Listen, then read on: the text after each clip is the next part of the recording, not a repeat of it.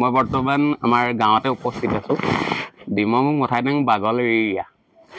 এই গোটেই অঞ্চলটো যোৱা নিশা অৰ্থাৎ কালি বৰফ পেলালে শিলগুটি বুলি কয় শিল পেলালে বুলি কয় আচলতে বৰফে পৰে বৰফ পৰি ঘৰ তহিলং হৈ গৈছে বহুতৰ আৰু এটা কথা আমাৰ ডিমমুখত কিছু মানুহৰ ঘৰ আছে যিসকল মানুহে চৰকাৰৰ ঘৰ পাব লাগে সেইসকলে যদি পায় যোগ্য খুব ভাল লাগে আৰু এই দেখিছে আপোনালোকে এইটো ঘৰ যদি চৰকাৰ ঘৰৰ ফালৰ পৰা ধৰি লওক এটা চৰকাৰী ঘৰ পায় খুব ভাল লাগিব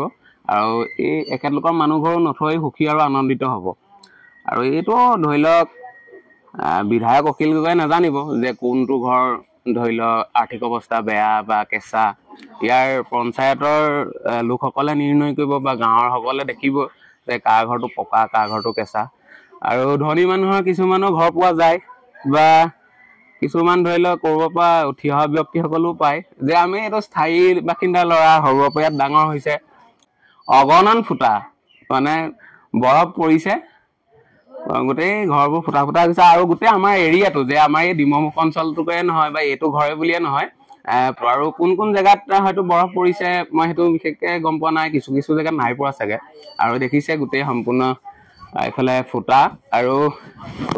ভয় লগা এটা দৃশ্য হৈছিলে কালি হয় মানে মোৰ ল'ৰাটো বেকত আৰু ছোৱালীজনী মানে আগফালে লৈ পিনি মই মানে ৰখি আছোঁ টিং ফাটি যাব বুলি এনেকুৱা এটা মানে ভয় লগা দৃশ্য হৈছিলে কালি আৰু মানে শিলো বৰ ডাঙৰ ডাঙৰ শিল পৰিছে 4.5 মান হ'ব মানে এটা শিল আৰু মানে আন্দাজত ভয় লগা মানে দৃশ্য আৰু এনেকুৱা মই দেখিয়ে পোৱা নাই মোৰ জীৱনত আৰু মানে বহুতৰ হৈছে মানে এনে ক'বলৈ গ'লে ধৰি লওক বহুতৰ এনেকে ফুটি দিছে আৰু এনেকুৱাকে ফুটিছে নহয় ক'বলৈ ভাষা নাই আৰু এনেকুৱা ধৰণে ফুটিছে হয়তো চালনীতকৈ মানে ফুটাটো বেছি হৈ গৈছে চালনী ফুটাও কম হৈছে মানে খুব ঘন ফুটা আৰু আপোনালোকে নিশ্চয় দেখিছে এইখিনি ফুটিছে আৰু ধৰি লওক আমাৰ এই এলেকাত যে এনেকুৱাখিনি ধৰি লওক ঘৰৰ ফুটিছে নে তুমি চৰকাৰলৈ কিবা আহ্বান জনাবা নি হয় কি ক'বা আমাৰ বিধায়ক অখিল গগৈ ডাঙৰীয়াক ক'ব বিচাৰোঁ যে এনেকুৱা যোনবিলাক ঘৰ আছে খুব সোনকালে মানে তেখেতলোকক মানে ব্যৱস্থা কৰি দিব লাগে থকাৰ ব্যৱস্থা কৰি দিব লাগে আৰু এই তোমাৰ চেনেলৰ যোগেদি এই ভিডিঅ'টো খুব শ্বেয়াৰ হ'ব লাগে মানে 20,000 মান টকা ক্ষয় ক্ষতি হৈছে আৰু এক্সিছ ধৰি লওক বাঁহে চাইটো সেইটো নকওঁ বাৰু এনে টিঙৰ হিচাপত প্ৰায় 20,000 মান টকা যদি পইচা দিয়ে বা টিং 4-5 বান্দুল যদি লৈ দিয়ে তেতিয়াহে ঘৰটো সম্পূৰ্ণ হৈ উঠিব আৰু নিশ্চয় ভাবক চাওক ইয়াৰ যি পৰিয়াল এটা পৰিয়াল নহয় জানো পৰিয়ালটো এতিয়া বৰ্তমান ক'ত থাকিব ক'ত মানে সেইটো বহুত বৰ দুখৰ কথা আৰু ভাবিবলগীয়া কথা আৰু ওচৰ চুবুৰীয়া সকলো ৰাইজ আহিছে মই ভিডিঅ'টো প্ৰস্তুত কৰা কাৰণটো হৈছে যিসকলে ঘৰ পাব লাগে সেইসকলে পোৱাটো যোগ্য আৰু পালে ভাল লাগে চবেই ভাল পায় আৰু এখেতলোকৰ নিচিনা মানুহে যদি এটা ঘৰ নাপায় এনে বেয়াও লাগে আৰু পালে ভাল লাগিব আৰু ক্ষতিপূৰণ কিমান হৈছে চাওক এতিয়া কালি শিল পৰি গ'ল গোটেই ফুটা ফুটি গ'ল ক'বলৈও বেড কভাৰ নাই বুলি কৈছে এতিয়া দেখিছে নাই এইখন গোটেই মানে বেড কভাৰ একোৱে নাই গ'ল এই যোৱা নিশা যিটো শিল বৰষুণ হৈ গ'ল শিল বৰষুণে গোটেই ধ্বংস কৰি থৈ গ'ল ঘৰ আৰু কংগ্ৰেছ চৰকাৰ থকাৰ দিনতে মানে লাভ লৈ গ'ল ঘৰ ফটো তুলি লৈ গ'ল কিন্তু আজি পৰ্যন্ত ঘৰ মানে চৰকাৰৰ ডিষ্ট্ৰিবিউচন হোৱা নাই ইয়াৰ ক'ৰবাৰ মানে বাহিৰৰ মানুহ ক'ৰবাৰ পৰা উঠি অহা মানুহ ঢকুৱাখানাৰ পৰা উঠি অহা ক'ৰবাৰ তেজপুৰৰ পৰা উঠি অহা মানুহে ঘৰ পাইছে কিন্তু আমাৰ এইজন মানে চিৰস্থায়ী মানুহজনৰ মানে আজিলৈকে মানে চৰকাৰৰ ডিষ্ট্ৰিবিউচন হোৱা নাই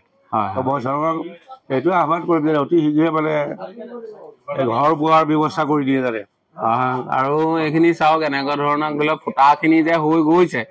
এইসোপা ধৰি লওক ইয়াক 5 বান্দুল মান টিঙেই লাগিব এতিয়া আপোনাৰ 4,000কে 5-4 গুণ 20,000 25,000 টকা খৰচে হৈ যাব বাঁহে হাজিয়াই চাজিয়াই এতিয়া হঠাতে থৈও দিয়া নাই যে এনেকুৱা এটা ধৰি লওক কাল ধুমুহা আহিব বা শিল বৰষুণ হ'ব তেনেকুৱা এটা মানুহৰ হাতত থৈ নিদিয়েতো আৰু ধৰি লওক কিবা এটা কৰিহে ঘৰখন চলাই থকা হয় এতিয়া ধৰি লওক আমাৰ বিধায়ক অখিল গগৈ ডাঙৰীয়াই যদি ডিমৌ মুঠাম বাগল যিটো এৰিয়াত ক্ষয়ক্ষতি হৈছে তাৰ যদি সাহায্য কৰে খুব ভাল লাগিব আৰু আমি নথৈ আনন্দিত আৰু সুখী হ'ম